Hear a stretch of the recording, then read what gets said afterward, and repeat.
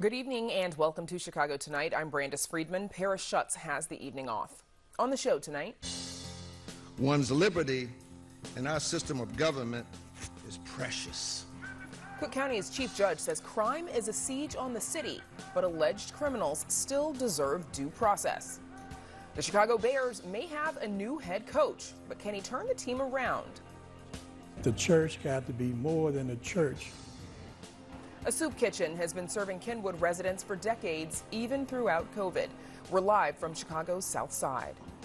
I've had to have conversations with teachers, basically talking them off the edge. School leaders say Illinois is facing a teacher shortage, and they fear it's getting worse. We talk with educators. Advocates are saying a change to Illinois' felony murder statute doesn't go far enough. A new report from Injustice Watch reveals the law's impact. A visit with the high-flying skiers at an area club that's sending 3 ski jumpers to the Winter Olympics. And Brandis, as you mentioned, I'm in Kenwood as part of our Chicago Tonight in Your Neighborhood series. Now located on Chicago's south side, Kenwood stands along the shore of Lake Michigan with a mix of astonishing mansions and affordable housing. It's an area that's been fighting the closure of schools and gun violence. We speak with local residents who've been living here for decades about their investment in the community and more. But first, Brandis, I send it back to you. Glad you're someplace warm, Joanna. Thank you. And now to some of today's top stories. A man and teen charged with fatally shooting a child in Little Village appear in bond court today. A Cook County judge ordered 27-year-old Javier Guzman and 16-year-old Emilio Corripio to be held without bail. The two are facing first-degree murder charges for the shooting death of 8-year-old Melissa Ortega. Guzman and Corripio are due back in court February 15th. A sentencing date has been set for former Empire actor Jussie Smollett.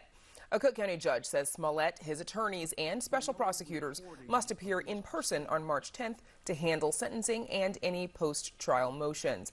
Smollett was convicted last month on 5 felony disorderly conduct charges for lying to police about orchestrating a hoax hate crime against himself. Smollett could face prison time, though it's possible he's sentenced to probation.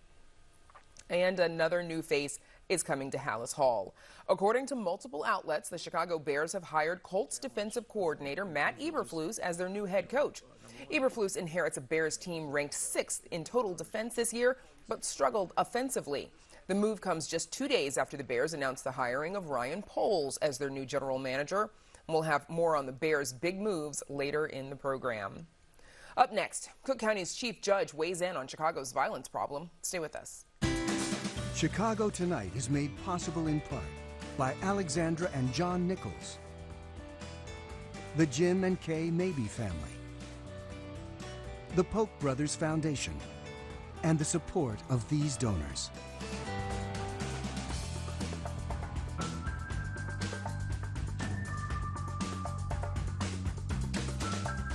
In the back and forth over what's causing the surge in crime, some critics, including the mayor, have pointed at the judicial branch. The contention that changes to the bail system, electronic monitoring, and leniency from judges are making life too easy for criminals. In a rare extended public appearance, the county's chief judge pushed back. Amanda Venicky was there and joins us now with more. Amanda. Yes, Brandis, Cook County's Chief Judge Tim Evans openly posed the question he says that he knows members of the public are asking, and that is, are courts properly holding accountable defendants accused of crimes?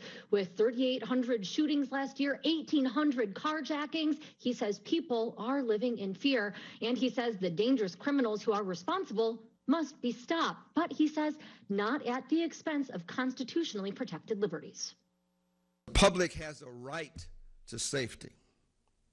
But of course, as desirable as it might be in this crime crisis that we face, to keep the dangerous individuals behind bars, we still have to do so by providing those accused of committing these horrendous crimes the due process of law. The roles and responsibilities of the criminal justice system are particularly in focus today as the public learned that the 16-year-old accused of killing 8-year-old Melissa Ortega had been arrested and released 3 times for carjackings last year. Evans cannot speak to the specifics of this or any other pending case, but he says with juveniles, the role of the judicial system is to rehabilitate, not to punish. Don't have the prefrontal cortex that is developed. And the prefrontal cortex of the brain does not itself fully develop until you're closer to the age of 25 years of age. This kid is 16. There's no way that he would have the prefrontal cortex already developed. So while I can't talk about that particular case, I'm just talking about the typical 16-year-old. He doesn't have that part of the brain developed that makes it possible for him to distinguish between the right thing to do and the wrong thing to do. Journalists repeatedly asked at what point would someone, particularly a juvenile with a prior record, be cut off from something like electronic monitoring. Evans says we don't give up on kids. I'll take a hypothetical 16-year-old. What do we do if we give him a chance and he goes out and hijacks a car? Do we throw him away? While the police and prosecutors believe someone accused of a crime is guilty, he says it is the judge's job to play a different role. And if that judge doesn't see the evidence there, no matter what the charge is, he or she might decide to release the person pre-trial. Now, we're talking about pre-trial. That doesn't mean that they walk free. They still have to go through a trial. This is just the pre-trial phase. And as you said, yes, they had a conviction in the past, and they are charged with something similar now. But that doesn't mean that because they're charged with it, that they did it. Evans says he hopes his comments today will help the public understand this. He says that one of the tools judges use to make decisions is a public safety assessment. And that, he says, is under review now by Harvard. Now, another factor in weighing these decisions, whether the state's attorney has filed a petition asking that a defendant remain detained. Without that, he says, a judge cannot legally require a defendant be held. I asked him, how often is the state's attorney not filing that required petition? Here's his response. Well, we're checking that too. And we have some disturbing information that's coming in so far. He says it has come to light that the state's attorney's office has said it has filed petitions that would prevent someone accused of a crime from being released, but that the court clerk's office has no record of it, meaning that even if a judge wanted someone held, they may not have that option. It is unclear at this point what is going on, how often, and why. The court clerk's office says it is setting up a meeting with the judge to learn more. Now, meanwhile, there has been no formal change, that is, in directive in electronic monitoring, but Evans says since October, nobody accused of murder or of attempted murder has been put on electronic monitoring. With that, Brandis, back to you. Amanda, yeah, that's interesting news about those court filings. I'm sure we'll be learning more about that in the coming days. I'll bet you are. Amanda Vinicky, thanks. You might recognize Kenwood for its architectural beauty, located on Chicago's South Side. The neighborhood is rich in stunning homes and 19th century mansions, but also caters to a large working class population. In recent years, the neighborhood has undergone several changes. Chicago Tonight's Joanna Hernandez and producer Acacia Hernandez spent the day there as part of our In Your Neighborhood series to learn more about the redevelopment. And Joanna joins us now with more. Joanna. Brandis, I've learned so much these last couple of days, starting from the rich history of this area, but also the journey that this neighborhood has embarked on regarding segregation, gun violence, inequalities. The community has worked hard to prosper. In this cafe, Carver 47 Food and Wellness Market is an example of that. It's a cafe space. It's a safe space for the neighborhood to explore food and culture. The owner of this cafe, Monica Haslett, first founded an arts program in a basement 28 years ago, and it has flourished into Little Black Pearl, a culture art center for the community. Now she and Chef Liz Wright have taken on another task, introducing comfort food and healthy eating to the neighborhood. They offer homemade salads, tasty sandwiches, and fresh juices, not to mention the variety of natural home goods. I think the pandemic made it easier for us all to get a little more sensitive around our health. It's important to me that I put comfort and nourishment together, you know, in compositions for food, but also as available selections. I want someone to have a big buttermilk biscuit, like breakfast sandwich, and 16 ounces of fresh juice that I just made, because I don't think you have to choose between the two. The cafe is named after George Washington Carver, a leader in agriculture, innovation, and humanitarian. Haslip says she wants people to feel inspired when they walk into the cafe. We want them to take the time to enjoy food, and that everything is not fast. These days, it's an opportunity for us to slow down, to see one another, to appreciate each other, and to bring some beauty into everything that we do together. And million-dollar homes surround parts of the neighborhood. The area has been home to some well-known names. Muhammad Ali once lived in Kenwood, as well as blues singer Muddy Waters. There's also a large population of middle-class families and lower-income residents. Over the years, the community has battled with racial inequalities and segregation when it comes to housing and keeping schools open. Reverend Dr. Leroy Sanders at Kenwood United Church of Christ has been providing resources for more than 40 years. We've seen black people to be able to come back because they got jobs, professional people come back to the community. So it's a striving community that I've seen and watched over 41 years that didn't happen back in 1979. So 2022 is a new year. It's a new day, it's a new month. And so we look for the joy, the hope, and the peace that we can survive even during this coronavirus. Along Hyde Park Boulevard, the oldest Jewish congregation in Chicago stands. Cantor David Berger from Cam Israel Temple shares how the congregation has been working with the community through music and service work. We are an incredibly racially diverse congregation, so we don't see it as there's black culture out there and Jewish culture in here.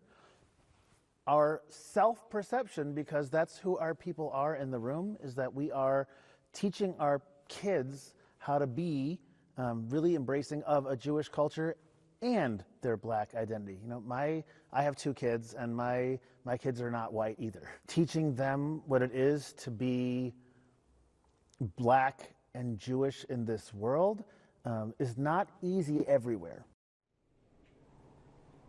And the congregation has been in the area for more than 100 years, and it's now going through huge renovations. The Kenwood United Church of Christ on 46th Street has also been serving people for decades.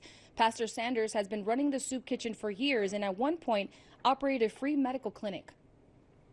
The church ought to be open every day of the week because people need help, not just on Sunday, but we need the Word of God to become alive. And by feeding the hungry, by giving clothes to the naked, you know, by providing health care that it could not get nowhere else. And that's doing a service to the community that God has assigned us to do. And the pastor is hoping to reopen that clinic inside the search hopefully soon. At the moment, he's looking for a nurse or a doctor to volunteer their time. And coming up, we speak with an organization fighting for affordable housing. But first, Brandis, I send it back to you. Joanna, thank you. The Bears reportedly have a new head coach. After dismissing Matt Nagy nearly 3 weeks ago, the Chicago Bears are widely reported to have hired Indianapolis Colts defensive coordinator Matt Eberflus as his replacement. The move comes just 2 days after the Bears announced the hiring of Ryan Poles, executive director of player personnel for the Kansas City Chiefs, as their new GM. Joining us now to give us his take on the new hires is James Big Cat Williams, former offensive lineman for the Chicago Bears. James, welcome back as always. Thank you. What do you think of Eberflus? I'm interested to see what else happens. I mean, this is the first shoe to drop, and he's got to pick an offensive coordinator. He has to pick a defensive coordinator. But I like what I hear about him. He's a detail-orientated guy, and I think he'll be able to put a good program together as long as he's able to fill those other 2 spots with good pieces.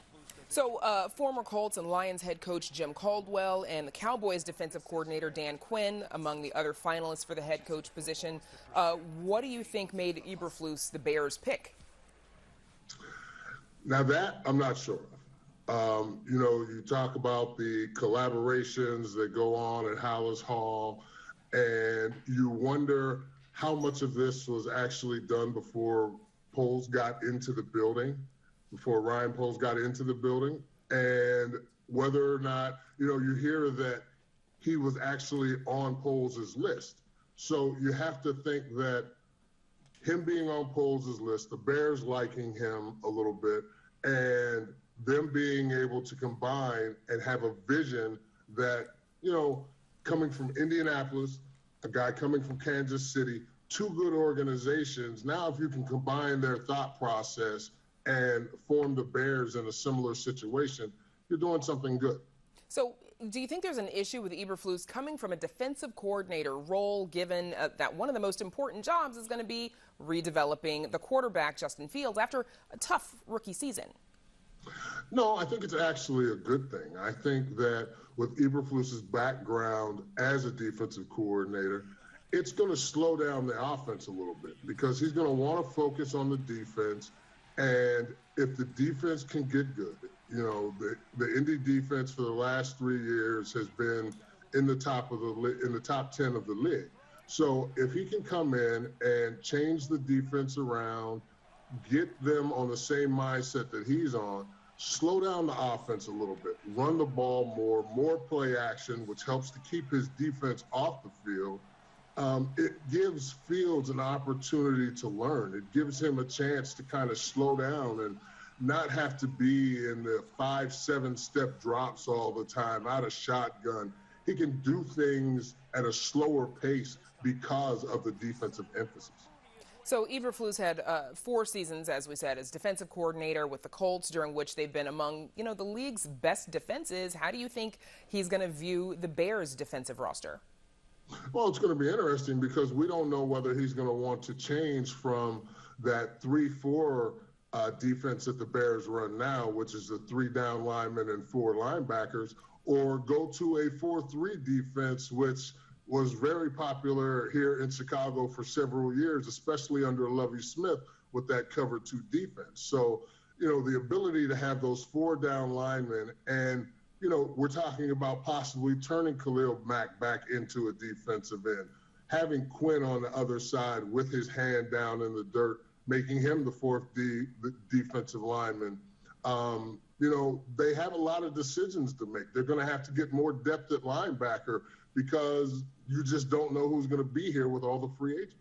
Speaking of decisions, of course, Eberflus was hired, or we think he's been hired by GM Ryan Poles, who himself was only named as the general manager just a couple of days ago. What do you make so far of Poles as the GM?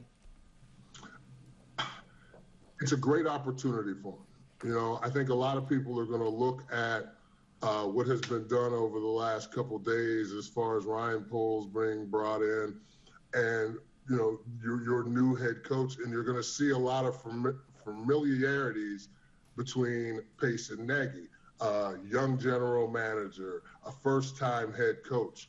But if these two are able to combine their talents, when you're talking about Poles being a guy that's coming from a background of college scouting, which is it's a good background to have because you're focusing on the young athletes. You're focusing on what type of people you want to bring into your facility. And I think that really helps Poles and will help him in his decision making as long as the two of them can stay on the same page. So, as you just said, Poles being a first-time general manager and one of the youngest GMs in the league at just 36 years old, Eberflus, a first-time head coach at 51 years old. Is that risky to hire, to bring in 2 first-timers at their job, or does it say, the Bears are trying to shake it up? Well, it is risky, and I think we saw how risky it was the last 4 years with Nagy and Pace together. It's always risky having 2 people that haven't proven themselves yet. Now, the good thing about it is this is their opportunity. I don't believe that this has to be, their first year out has to be a 10-6 season. I think if they're an 8-9 team or a 7-9 team, but you're seeing improvements, you're seeing a team that has been gutted from the inside out. And, you know, I don't know if you want to call it a total rebuild, but you're going to have to rebuild certain parts of this team and organization, and it's going to take some time to do that. And real quick, you know, Bears are reported to have 30 free agents, including the likes of star receiver Allen Robinson, defensive tackle Akeem Hicks, and quarterback Andy Dalton.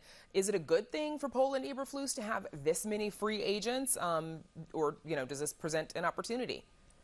Well, I think it does both. It presents you an opportunity to get rid of, I don't want to call it dead weight, but get rid of some players that you don't feel as though you'll need with the changes, whether that's guys in the past that have not been, you know, the guys that show up 1 minute early for a meeting. You know, you want guys that are in the program, that are going to be all in the meeting rooms, in the weight rooms, on the field, taking all the directions that they can take. And with this group of free agents, it's going to be interesting to see, like Akeem Hicks, with the problems that they had at the end of the season, were those Akeem Hicks and the coaches at that point in time's problems, or were the Akeem Hicks and the organization problems? Right, certainly. I mean, that's a player that you would like to have back because of the effort and the things that he can give you on Sunday, right, but you have to have guarantees that he can get it done. I'm sure you'll be keeping an eye on it for us, James Big Cat Williams. Thank you so much for joining us. Thanks, Landis.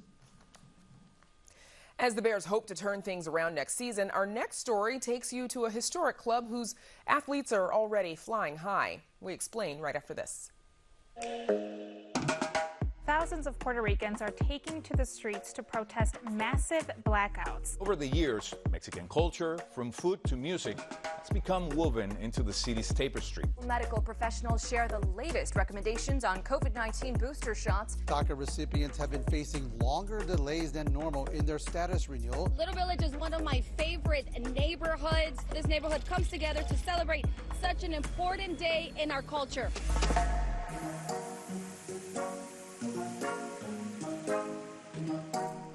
And there's much more ahead on the program, including a look at the shortage of school teachers in Illinois. But first, there are only 4 members of the 2022 U.S. Olympics men's ski jumping team competing in Beijing this winter, and 3 of those Olympians trained at a historic club just 40 miles northwest of Chicago. Chicago Tonight visited the Norgie Ski Club in Fox River Grove to meet some high-flying athletes with nerves and legs of steel. Producer Mark Vitale has the story.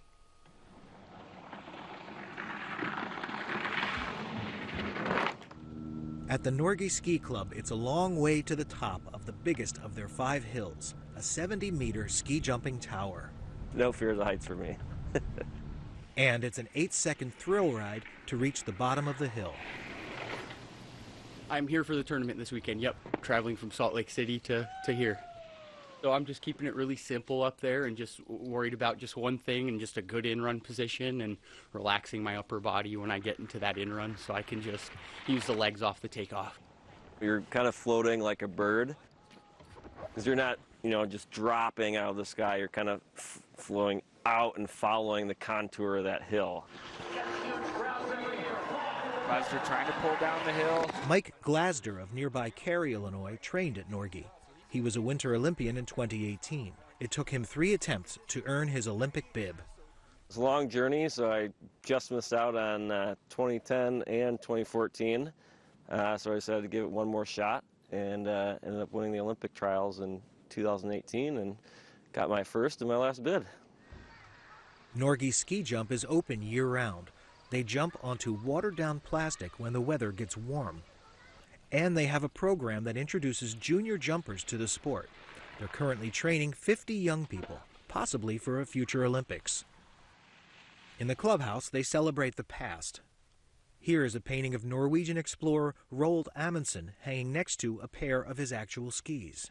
We've been here since 1905, It was 3 Norwegians that started our club. They found this piece of property, and it's just been going ever since. And we just keep making improvements. In fact, our club originated in Chicago. The first 2 tournaments were held in Reese Park and Humboldt Park. So then in 1908, they were able to lease this property, and after a few years, we were able to pay off the note and own the property. So the rest of the tournaments were out here.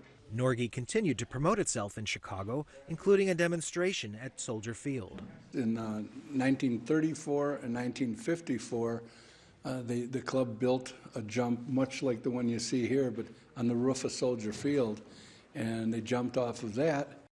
To promote the war effort during World War II, Norgy jumpers took the leap at Wrigley Field.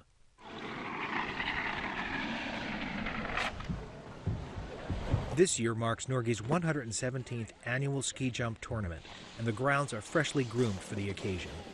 Each year, the event features both junior skiers and adult competitors from across the U.S. and Canada. Ski jumping is a small community, even worldwide. You know, our top jumpers that are on the ski team, they have lots of friends over in Europe, and it is a small community, and everybody cheers on each other. And at the Beijing Olympics, they'll be cheering on club members Kevin Bickner, Casey Larson, and Patrick Goshenitsa. It's the second consecutive Winter Olympics with 3 jumpers from the Norgy Ski Club. It makes me extremely proud, especially to have all 3 from my home club and 2 repeats from 2018, Kevin Bickner and Casey Larson. Is just unbelievable. They're great jumpers, and they're great kids, too. So we're pretty proud of them and proud of the whole program. For Chicago Tonight, this is Mark Vitale. Wow. The 117th annual Norgy Ski Jump Tournament is this weekend. You can find out more on our website. And the Beijing Winter Olympics kick off next Friday, February 4th. Still to come on Chicago Tonight, advocates say a change to Illinois' felony murder statute doesn't go far enough. Details about a new report that looks at the data. A Kenwood organization has been at the forefront in the battle against gentrification. We talk with its head organizer. And school leaders say Illinois is facing a teacher shortage and fear it's getting worse. We talk with educators about how the pandemic is impacting the problem. But first, some more of today's top stories. The U.S. Army Corps of Engineers is about to begin its first comprehensive study of the city's lakefront in more than 25 years, using city and federal funds totaling $3 million. The investment, made possible by the recently passed Infrastructure Investment and Jobs Act, will, in part, look for solutions to protect the shoreline and those who live around it.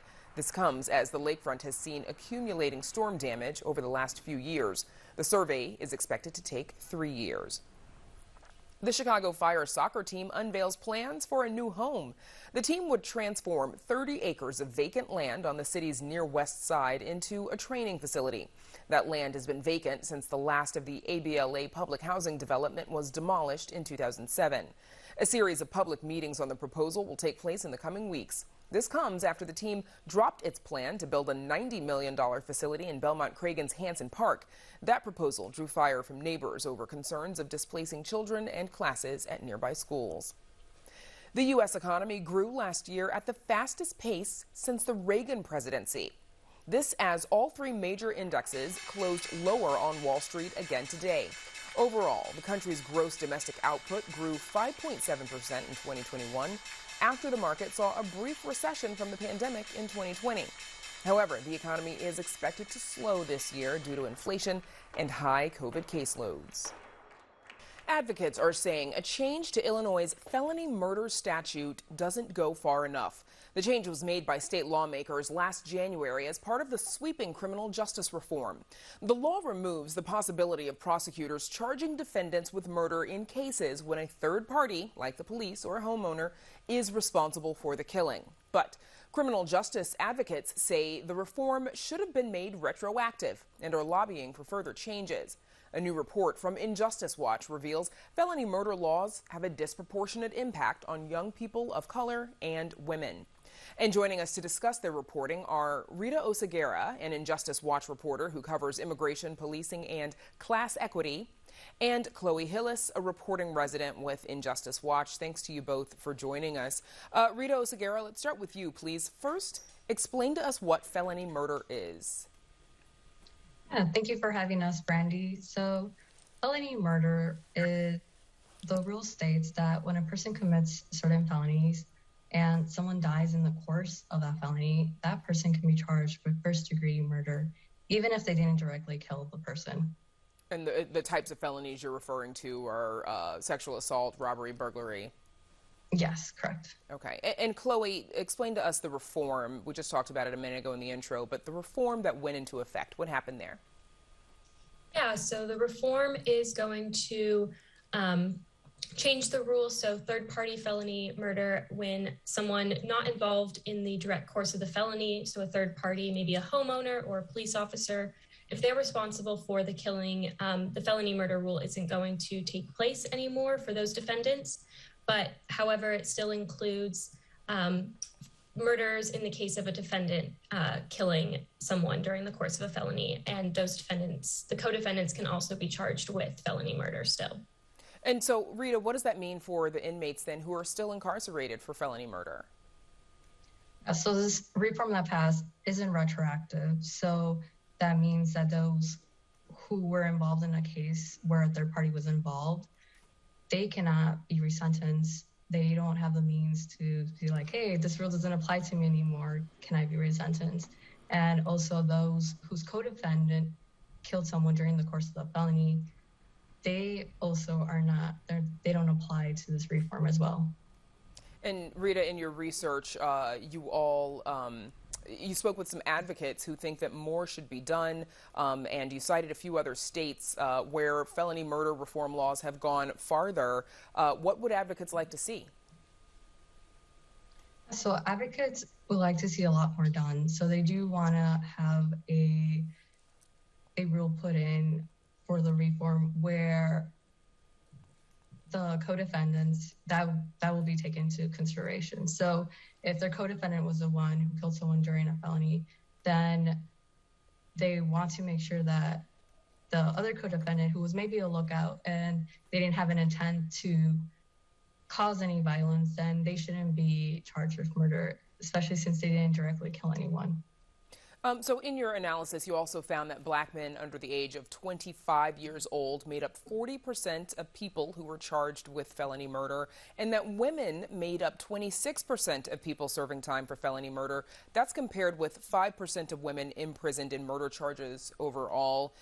Chloe, what did you all learn about why felony murder disproportionately impacts young people and women? Women with histories of domestic abuse often are going to encounter the criminal justice system. A recent study in Illinois shows that most women in Illinois prisons have experienced some sort of domestic violence or abuse. And now, what does this mean in terms of felony murder? Well, it can mean that they're in an abusive relationship and they're being manipulated or forced to go along with a crime that they don't want to commit.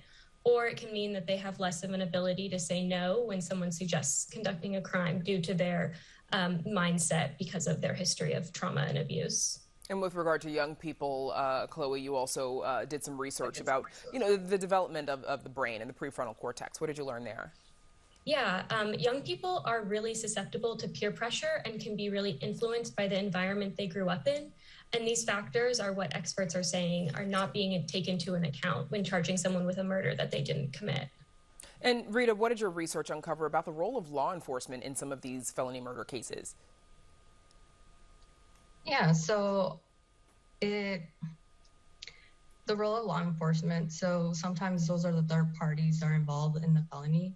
So the experts are saying that it redirects the responsibility of the death to those who committed the felony instead of the officer.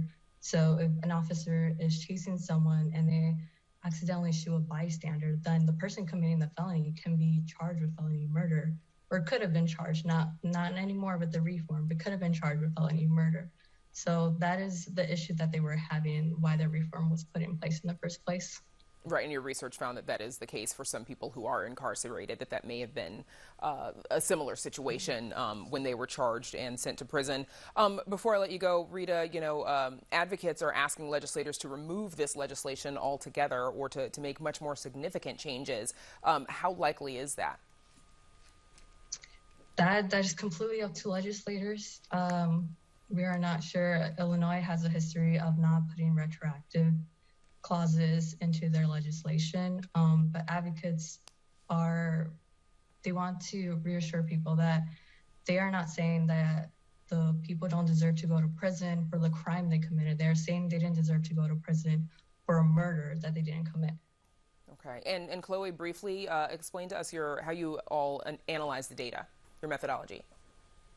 Yeah, so we received this data first from the Illinois Department of Corrections using charges of murder or other forcible felony.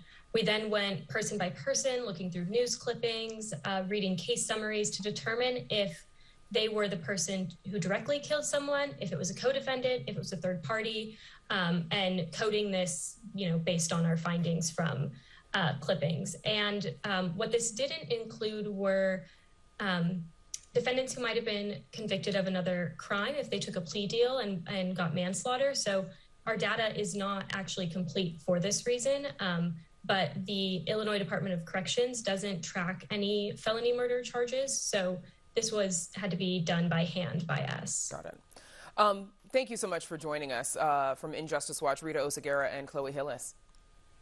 Thank you for having us. And now back to Joanna, who spent the day on the South Side in Kenwood as part of our In Your Neighborhood series. Joanna. And thanks, Brandis. We're now here with Shannon Bennett, Executive Director of Kenwood Oakland Community Organization, better known as COCO. Thank you for joining us tonight. Thank you for having me. Now, I want to start off first. Can you briefly tell us about your organization's work in the community? Sure. The Kenwood Oakland Community Organization has been around since 1965. We were birthed in the civil rights movement and the fight for human rights throughout this country. It was brought together by communities from Kenwood and Oakland, which had different things happening that were divisive. So, for instance, some of the issues of young people not getting along and gang rivalries brought these parents together to come with clergy, and they formed COCO, which united Kenwood and Oakland, which are both neighboring communities. Our work spans across 4 areas. We call them quality of life areas. So we work for youth investment, affordable housing, strong public schools, and senior rights. Now, you've been here for just over 30 years. What has the fight to secure affordable housing been like amidst gentrification in the area? Wow, it's a big fight. We are fighting in a legacy and a tradition of strong community organizing. You can walk throughout this community and surrounding communities and see living monuments of that work. So there's been a lot of great things done down here in spite of a lot of the things that happened, like white flight in the early 50s and 60s, and the transformation of these neighborhoods, dealing with things like restrictive covenants, which restricted black folk to certain segments of the community. And you had one street, which was a dividing line, where banks and also other homeowners would not sell to black people. So overcoming all of that, then you run into things like the condo boom of the 90s, starting to push and squeeze out low-income and working families to what we have today, where we have $700,000 and $1 million homes, which we welcome the progress. But because our proximity to the lake, the university on the south, and how close you are to downtown, many families are being squeezed out of a neighborhood that they have been born in and they love. So that's one of the pressures, and that's one of the things that COCO strives to make sure we can create policy to make sure that those families who deserve to be here and are proud to live here stay here. And I do want to go and move forward to, your team has also been fighting to keep schools open in the neighborhood. What has that movement consisted of, and why is this so important? We were ground zero, Kenwood, North Kenwood and Oakland, and surrounding communities for policies that were harmful against folk because of the loss of housing from the public housing, the plan for transformation. Many of the schools were depopulated. That's one thing. Some people took that opportunity to talk about a mass transformation, a radical transformation that was coming from the banks. It came from folk who were part of the commercial club of Chicago, not from the parents, not from the principals. And there was a proposal called the Mid-South Plan that predated Daley's plan, Renaissance 2010, which put pressures to close 20 out of 22 schools in our neighborhood. So we really worked hard to make sure that we keep public schools strong and equitable, and we have the resources, because that's really what's been missing, the investment in these schools. And of course, it seems like that fight continues. And I do want to move on. We heard that there's a new renovation happening to the building. Can you just, we only have a couple seconds, can you briefly tell me, what can people look forward to? Well, we are renovating our office space, and it's going to be called the Silver Fox. That's going to be on the first level. The offices will move to the second level, and then we'll have a retreat space on the third level.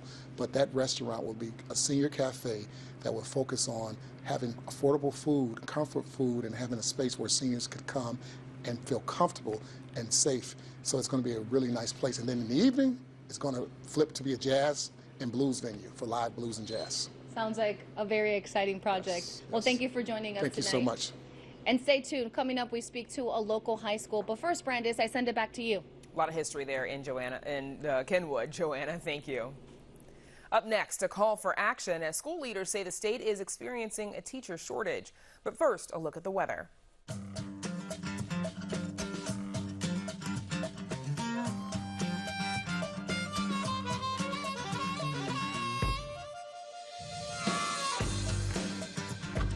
Illinois is facing a teacher shortage, and a new survey shows school leaders fear it is getting worse. 88% of superintendents surveyed in the state report a teacher shortage problem, while 96% of districts surveyed believe they have a substitute teacher shortage. The survey was conducted in fall 2021 before the highly contagious Omicron COVID variant, which poses added challenges to schools as some struggle to keep buildings staffed enough to host in-person classes. Joining us now with more are Mark Klaesner, president of the Illinois Association of Regional Superintendents of Schools, which conducted the survey of school leaders, and Kathy Griffin, president of the Illinois Education Association, a union representing educators outside of the city of Chicago. Thanks to you both for joining us. Kathy Griffin, let's start with you, please. What is your reaction to the results of the survey? We're not surprised at all. We know that our conditions have been deteriorating. We know that there are fewer college graduates choosing a major in education. We have lower pay. We applaud the legislature for passing a $40,000 minimum salary in 2019, but that's not going to be applied across the state in all districts until 2023. And the pandemic has had a problem with maintaining our school staff. They're exhausted. They're covering classes. I think that people thought that the schools were going to open in the fall and everything was going to be perfect, but that's not a reality. It's difficult with our students because they're having difficulties with social emotional needs, and we're trying to address those. And people are covering classes and doing the best we can because we truly care about our kids. It's a lot of work for teachers, of course.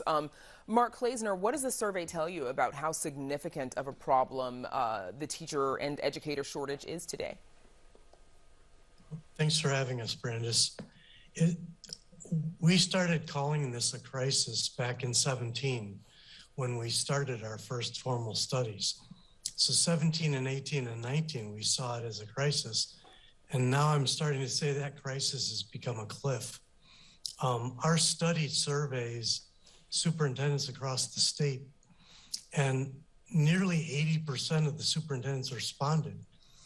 And one of the things that's most concerning is our superintendents believe 93% of them responded that they think this is going to continue for the next couple of years.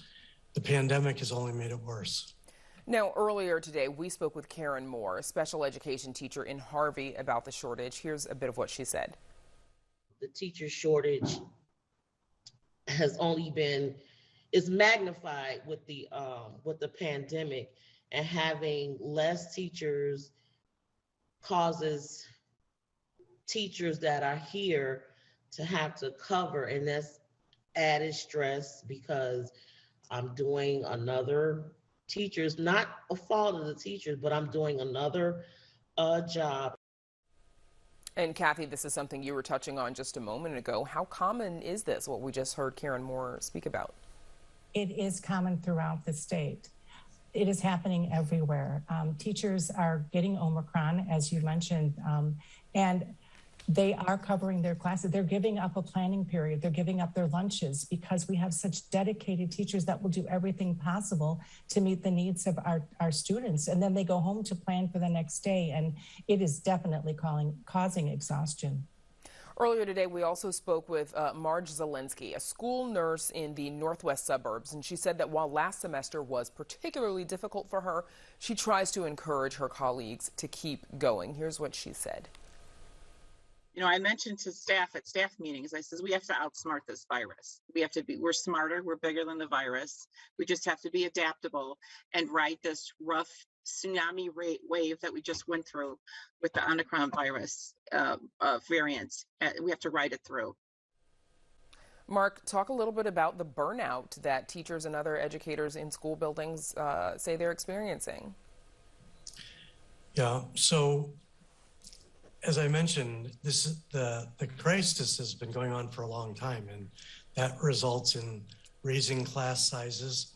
We know that our students coming out of a pandemic are bringing the effects of trauma in their home settings, coming into schools.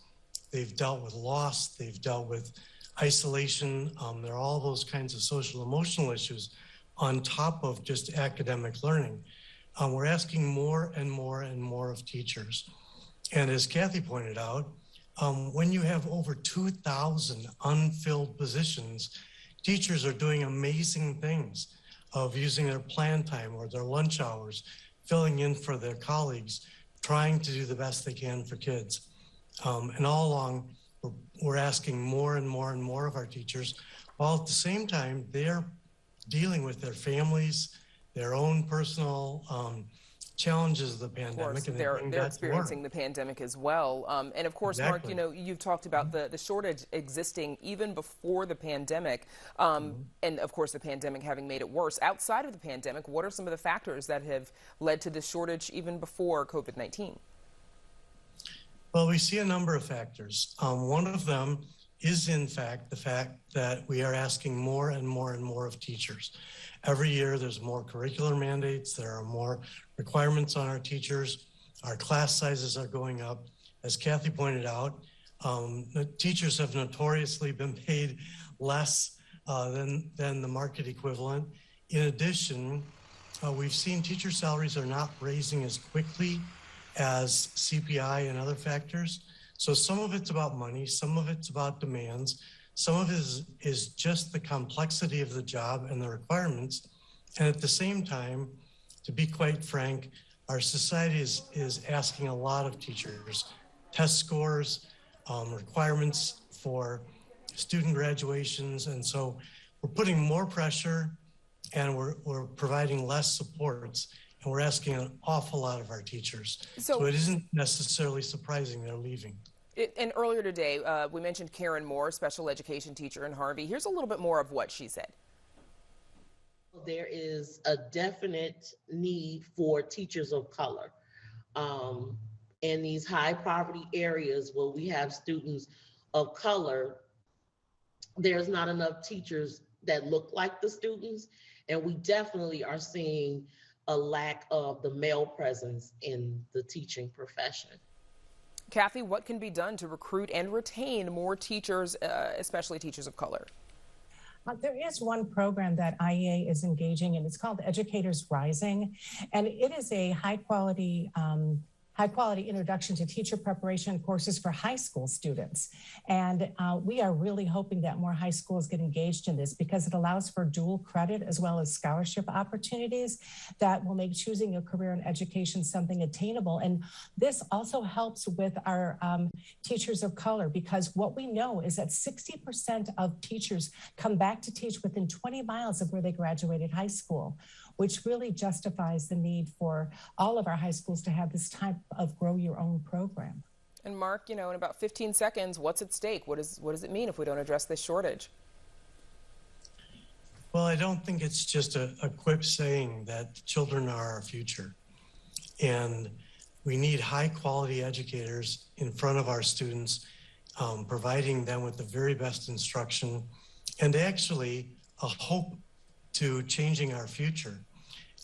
If we don't change the tide, then the outlook forward is not so great in terms of having quality people, quality teachers in front of our students. And of course, all of that means a quality education for our students. Kathy Griffin and Mark Klaesner, thank you so much for joining us.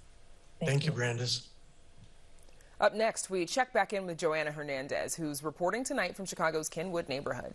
But first, a look at some events happening this weekend.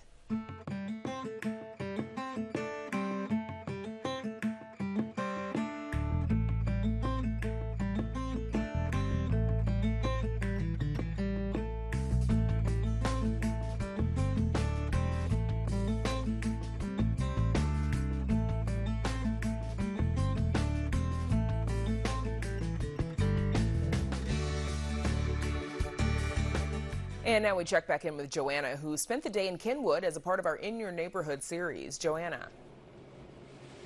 Now, thanks, Maris. We're now here with Kenwood Academy Assistant Principal Corey Morrison and Athletic Director Karen Garland. Thank you for joining us tonight. Now, I want to start off, Corey, with you. How would you describe Kenwood Academy as a school? All right, well, thanks for having us. One thing that we like to think of Kenwood is that we're a HBCU of high schools, which is a historically black college and university. Founded in 1966, we moved into our big building in 1969, and since then, I think the history of Kenwood is really diverse. We have a wide range of students from all over the city, but we take a lot of pride in being a neighborhood high school, so rooted in Hyde Park, rooted in the black experience, and rooted in black culture.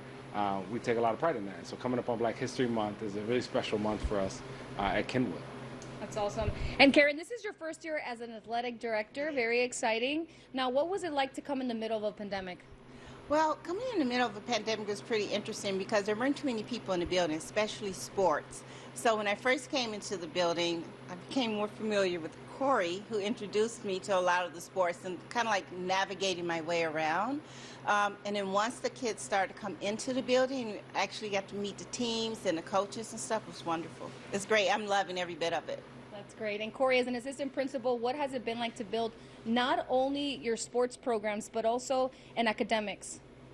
Well, it wasn't just me. I mean, shout out to all the great things that all the principals in the past. At Kenwood, it really builds on this idea of a succession plan. So the great work that was done in principals in the 90s passed on to great work done principals in the 2000s and the previous administration all the way down to Principal Calloway, and just keeping that legacy around of like, not only are we having fantastic excellence in athletics, we have a lot of excellence in academics. You know, we lead the city in scholarships. We are kind of setting the pace on where students are going across the country. We got a student right now that has a full ride to Stanford University. So we take a lot of pride in doing all things, not just athletics. Now, I want to ask you another question. What would you say the impact of these programs are on the lives of students and even the Kenwood community when it comes to sports? I've seen that they won multiple championships. I mean, that has to do something for these students. Yeah, I think championships are easy for people to understand in the community. So when POM, when cheer, football won this year, basketball's on their way to winning one, I think it brings in a lot of the community. But we win in a lot of different ones too. I think we also had a city champion in swimming. So what it does is it kind of sparks a fire in the community to come up and see what's going on at the school. And to their surprise, when they walk through the door, they see that our debate team is one of the best in the city. We've been winning every single tournament this year. We have a phenomenal math team. So we have a lot of things going on in the school, and when people start to get engaged and get involved, they get excited and they want to stay engaged and they want to stay involved, and that's what kind of keeps the engine going on the Kenwood machine, and it's why we've been so good at what we're doing over so many years and so many different administrations. And Karen, what are you looking to implement as you start this? As you said you've been in a year now. What are you looking to implement? What kind of programs are you looking forward to? I'm very excited about flag football, actually, for girls. Last year was the first year ever the CPS offered it to all the high schools, so it was a historic moment for us. We actually went really far in our journey in flag football, and I'm looking forward to the spring because we're going to offer co-ed flag football. And what would you say, I asked him the same question, what would you say that sports does to students in the neighborhood, students who go to the school? I think sports gives a lot of students that don't necessarily excel in academics. It gives them another opportunity to excel. It's also a way to kind of like express yourself and just be recognized for who you are. I think sports are really good and very important, just like arts are, but sports are good for the community. And fun, right? Fun to have rivalry against other schools. Well, thank you so much for joining us tonight. Thank you. Thanks for having us. Brandis, I send it back to you. Well, sports and arts are fun, but so is shopping. Joanna, before we let you go, what can residents find at the market where you currently are?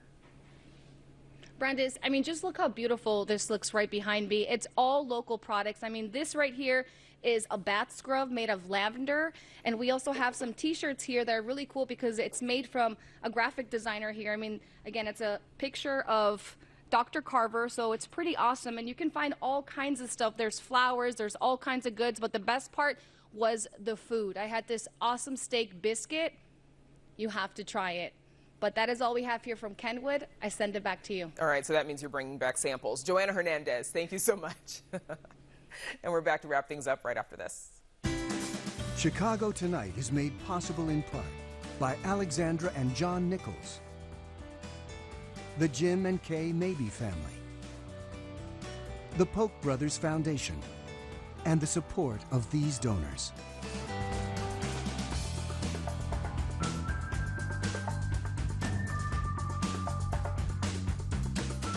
And that's our show for this Thursday night. Don't forget to stay connected with us by signing up for our daily briefing. And you can get Chicago Tonight streamed on Facebook, YouTube, and our website, WTTW.com/news. You can also get the show via podcast and the PBS video app. And please join us tomorrow night at 7 for the Weekend Review. Now, for all of us here at Chicago Tonight, I'm Brandis Friedman. Thanks for watching. Stay healthy and safe, and have a good night.